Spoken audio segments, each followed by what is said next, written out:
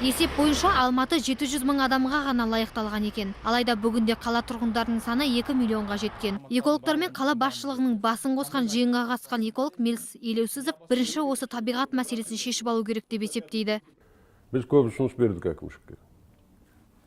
Әкім есебі келген кезде бір осыған барып, мен айттым қанша мәселелер бар екен. Транспорт мәселесі, біз қоғамдық транспорт керек, велосипед жасауымыз керек. Біз проект бердік оған жасап, қалай жасайды оны. Қалдық мәселе басқа. Қалдық су, Сорбұлақ әлі тұр.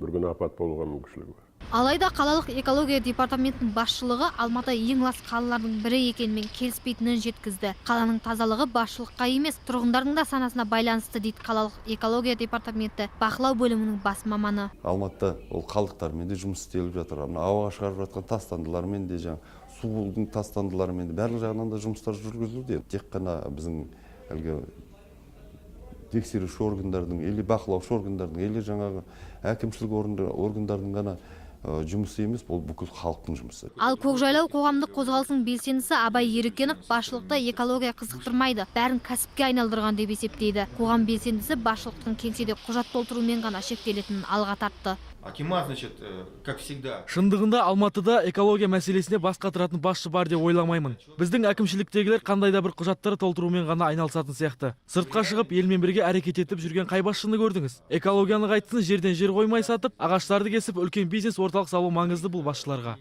Ескере кету керек, адамынан көлігі көп қалада автокөлік түтінінде зиянды заттар нормативтен 3-4 есе жоғары екен. Ал экологиялық жағдайды жақсарту мақсатында 13 экопост, 10 стационарлық нүктеде 3 мобильді топ жұмыс істеуде. Ақбота Мұсабекқызы, Жанат Абдрахманов, Қазақ Ньюс Алматы.